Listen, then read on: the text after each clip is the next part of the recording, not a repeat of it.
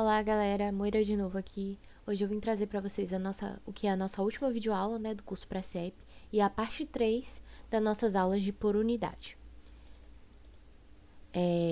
Hoje, né, a gente já fez, né, duas aulas sobre por unidade. Primeiro, uma introdução e aplicando por unidade um sistema mecânico para vocês entenderem mais ou menos o conceito. Depois a gente fez aplicando em um circuito de corrente contínua e hoje a gente vai trabalhar de fato com por unidade em um CEP, certo? Então eu trago de novo para vocês, né, algumas razões do porquê que a gente trabalha, né, em sistemas de potência com grandezas em por unidade, né? Porque que a gente expressa a potência, a tensão, a corrente e as impedâncias em por unidade. Existem diversos motivos, certo? Mas eu vou falar aqui três grandes vantagens primeiro. Em especial, né, quando a gente fala das tensões, os resultados das tensões nos nossos sistemas, os valores que a gente espera para as soluções dos problemas em geral giram em torno de um PU. Então, a gente trabalha, né, com números menores e a gente tem também como avaliar, né, se o resultado está de acordo com o que a gente espera ou não. Isso para diversos tipos de análise. Por exemplo, numa análise de curto, que a gente está esperando uma queda de tensão, né, um afundamento de tensão muito grande. Se nossa tensão estiver perto de um PU, tem algo estranho, né, já que a gente estava esperando algo, uma diferença muito grande. Então, o nosso valor ali perto de 0 PU, 0 um pouquinho. Caso nosso valor em PU seja muito alto também, a gente já pode identificar que existe algum erro ali, né? Caso a ideia do problema não seja essa. Porque, em geral, né, nossas tensões vão estar sempre em torno ali de um PU. É bom sempre a gente ter o pensamento crítico para o problema também, né? Porque pode ser que o esperado seja algo muito mais alto, algo muito mais baixo, a depender do tipo de problema que a gente está trabalhando. Mas, em geral, né, nos problemas que a gente trabalha em PU, nossos valores são muito menores, né? A gente trabalha com valores bem menores. Uma segunda vantagem que é bem importante, né, é que as impedâncias dos transformadores, elas vão apresentar os mesmos valores em PU para os lados de alta e para o lado de baixa também. Então, vai independer aí do lado do nosso transformador. Os valores em PU vão ser os mesmos. E a terceira razão, né, que eu trago aqui hoje é que a corrente que vai circular no lado de baixa tensão e no lado de alta tensão dos transformadores, a gente vai ver isso daqui a pouco mais a fundo, é que eles vão ter o mesmo valor em PU, certo?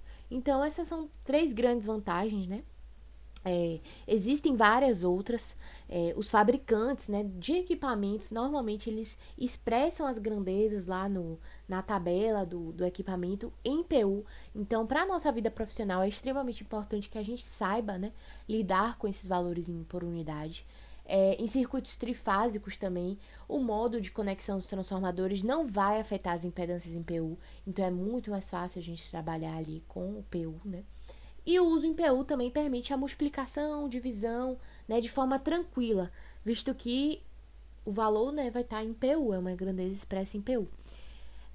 Enfim, existem inúmeras vantagens, eu posso passar o dia listando aqui, mas essas são as principais que eu queria trazer para vocês.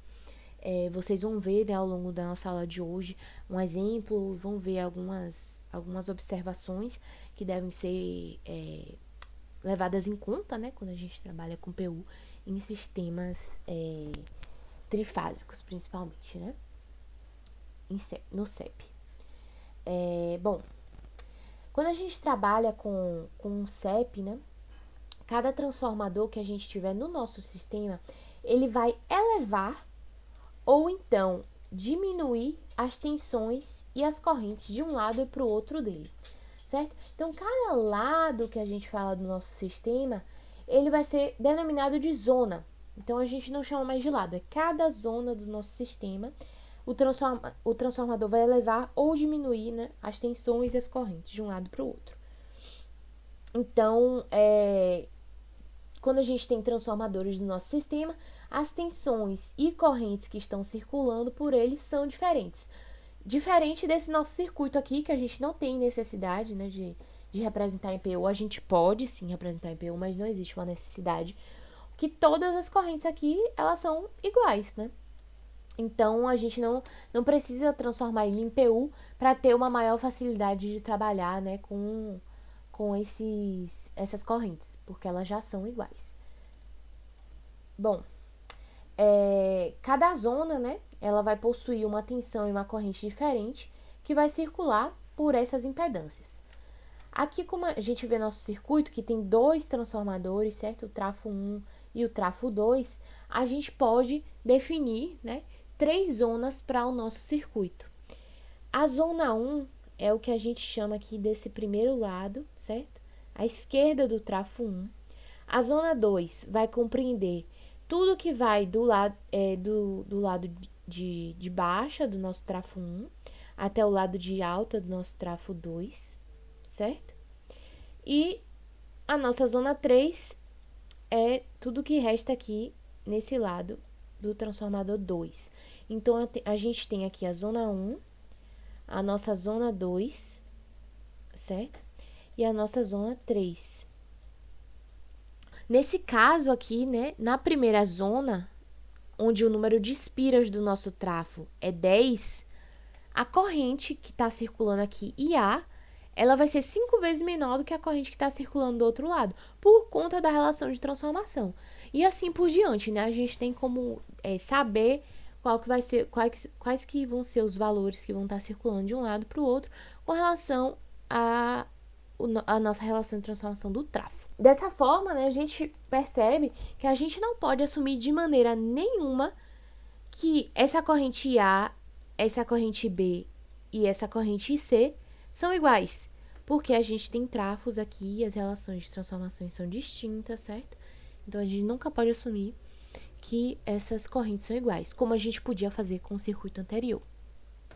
Bom, por isso, né, trabalhar com o equivalente em PU acaba se tornando necessário para a análise desse tipo de circuito. Para a gente encontrar o equivalente PU, como a gente viu nas outras aulas, basta a gente pegar o valor real, certo? E dividir pelo valor de base. E isso vale para a tensão, para a potência, para a corrente e também para a nossa impedância, beleza? Como é que a gente faz para definir, né, os nossos valores de base? Vocês devem estar se perguntando isso. A potência e a tensão de base, normalmente, né, elas são fornecidas lá pelo problema, e se elas não forem, né, você tem que adotar o que for mais conveniente para o sistema. As tensões de base nas outras zonas, por exemplo, caso a gente determine a tensão de base na zona 1, a tensão de base na zona 2 e na zona 3, elas vão ser proporcionais, né, à relação fornecida dos transformadores. E a partir daí a gente pode calcular, né, as duas grandezas de base, né, as outras duas grandezas de base, a corrente e a impedância. É importante a gente salientar que a potência de base nunca é a potência ativa nem a reativa. É sempre a potência aparente do nosso sistema. E ela é comum para todo o sistema. Então, se eu delimitar uma potência de base, se eu falar o S base é igual a 100 MVA, por exemplo. Então, ela vai ser a potência base para o sistema inteiro, né? Desculpem aqui a letra, né? Um pouco difícil escrever com o mouse, mas acho que vocês entenderam a ideia, né? A nossa potência de base vai ser comum para o sistema inteiro. Bom, para os sistemas trifásicos, a gente pode definir a corrente em PU como sendo a potência de base, dividido por raiz de 3 vezes a tensão de base. E a nossa impedância em PU para sistemas trifásicos é a tensão de base ao quadrado, né? Dividido pela nossa potência de base. Bom, aqui a gente tem um exemplo. A gente pode observar aí no nosso exemplo que já estão definidas algumas coisas, né? Então, a gente tem a nossa impedância da linha de transmissão. A gente tem a nossa potência base da LT. Se a gente definiu a potência base da LT como sendo 30 MVA, a potência base do circuito inteiro vai ser 30 MVA, certo? A gente tem a tensão base, para a LT também, que se trata de 138 kV. E apesar da desse nosso lado, onde está a zona 1, né? Vamos delimitar aqui a zona 1 do nosso sistema e aqui a zona 2.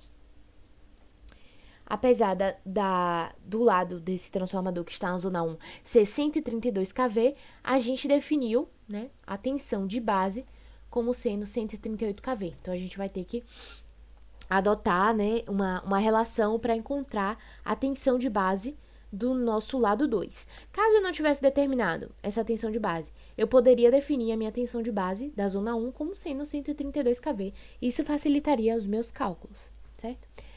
Aqui da carga, né, no lado da zona 2, ele me deu também os valores da carga, né?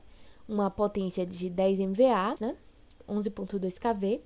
E um fator de potência indutivo de 0,85, certo? Então, esse circuito tem apenas um transformador, né? Ele vai ser dividido em duas zonas.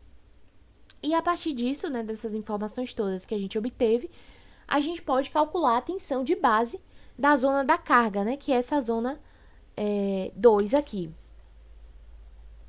Essa zona aqui, certo? A gente já tem o nosso valor de base dessa zona, que foi delimitado, definido aqui. E a gente pode calcular o dessa zona. Muitas pessoas gostam de utilizar, né, uma fórmula gravada e tal. Mas a gente pode definir um raciocínio bem lógico e simples para encontrar o valor, né, de base dessa zona 2. Que como a gente viu que os valores de base eles devem ser proporcionais à nossa relação de transformação, a gente pode definir a tensão de base da zona 1, né? A relação dela com a tensão do lado 1 do transformador, o lado 1 do transformador no caso seria esse, de 132, né, kV, tem que ser igual à relação entre a tensão de base 2 e o outro lado, né, o V2 do nosso transformador, que vai ser 11,2 kV. Isso daqui, né, nisso daqui eu quero encontrar quem? Eu quero encontrar a minha V base 2, né, o meu VB2 aqui. E aí, o que é que eu posso fazer? Eu isolo o meu VB2, certo? Meu VB2. E aí, eu vou ter que ele é igual a o meu VB1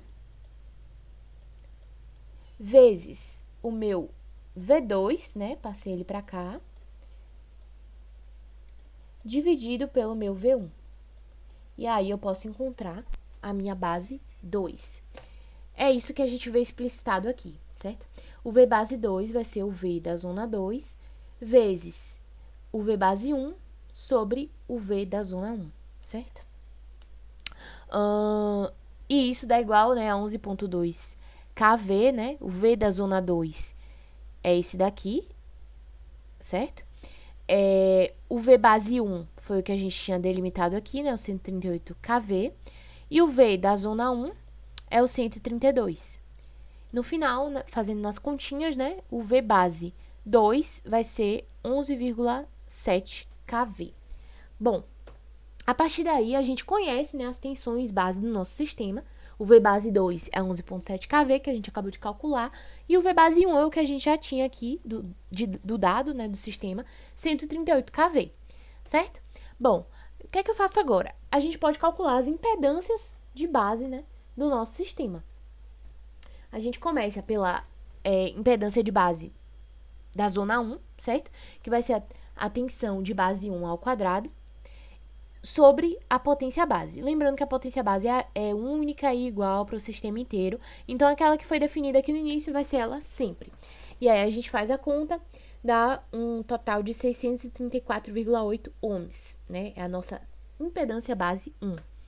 E a nossa impedância base 2, a gente vai fazer exatamente o mesmo cálculo, variando apenas a tensão de base, que nesse caso vai ser a tensão de base 1. Desculpa, esse daqui é 2. Essa é a tensão de base 2. Que é 11,7 kV, que a gente calculou anteriormente, dividido pela potência base, que é única para o sistema inteiro. Isso dá um total de 4,563 ohms. Bom, eu preciso também calcular a impedância da carga. E como é que eu faço isso? Eu vou usar a mesma fórmula, certo? O conjugado dela. Então, vai ser V carga ao quadrado sobre a potência da carga, ok? E lembrando que esse ângulo aqui, ele vem do nosso fator de potência, que a gente diz que é 0,85, né? A gente sabe que o fator de potência é o cosseno, né, do ângulo. Então, esse ângulo que a gente vai usar aqui vai ser o arco cosseno, né, do 0,85. Ou cosseno a menos 1, né, do 0,85. E aí vai dar um ângulo de 38 ou de 31,79. E aí a gente tem o nosso valor da impedância de carga. Bom, agora a gente pode passar as nossas impedâncias para PU. E basta fazer, né, o que a gente vem fazendo desde a primeira aula lá. A gente pega a impedância da carga, né, aqui no caso, em ohms, e divide pela impedância de base da zona em que ela está. A nossa carga está na zona 2, então a gente vai dividir pela Z base 2. E a gente encontra esse valor aqui. A nossa impedância da linha de transmissão, em PU, vai ser a mesma coisa. A impedância da linha de transmissão que foi dada no sistema, dividido pela impedância da zona em que ela está, né? A impedância base da zona em que ela está, que é a zona 1. E aí a gente encontra este valor, ok? Bom, a partir daí é possível a gente desenhar o diagrama, né? O mesmo diagrama que a gente viu lá no início, só que representado em PU, né? Com as impedâncias em PU. E a partir daí o que a gente tem para fazer são contas e análises que a gente já fazia em circuitos 2. O complicado mesmo, o novo que a gente vai ver, é de fato estar transformando o nosso sistema em um sistema em PU para a gente trabalhar da mesma forma que a gente trabalhava em circuit 2. E aí lembrem sempre, né, na hora de representar, colocar a referência, as nossas barras, vocês já estão cientes, né, das outras aulas, que aqui são os nós do nosso sistema, aqui são as impedâncias que a gente encontrou, né. Era isso, galera, que eu tinha para apresentar hoje para vocês, dessa parte de PU. Existem mais alguns exemplos, né, mais algumas questões e atividades na nossa apostila Precep. Vocês podem estar dando uma olhada lá. Caso seja necessário, vocês podem vir aqui nos comentários e solicitar resolução de alguma coisa específica, de alguma questão específica, ou uma videoaula de algum tópico específico que vocês ainda estejam com dúvidas, certo? Não apenas dessa apostila Precep, mas como do conteúdo como um todo. Eu espero que vocês tenham aproveitado o curso e que tenha servido para vocês, tenha auxiliado vocês durante o semestre de alguma forma. Vocês que estão cursando CEP, né, no presencial, na UFBA, nós temos os horários de monitoria presencial, certo? Então, nenhuma videoaula, apostila também, nada disso substitui a presença em monitoria. Então, participe da monitoria, leve os exercícios para lá. Na medida do possível, a gente vai estar respondendo aqui em formato de vídeo, questões e tirando dúvidas de assuntos específicos, mas priorizem participar da monitoria sempre, certo? A gente está lá disponível, tem monitoria quase todos os dias da semana. É isso, galera. Obrigada pela atenção, obrigada pela participação e contribuição de vocês nesse curso. Eu espero que vocês tenham gostado e aproveitado, e até a próxima.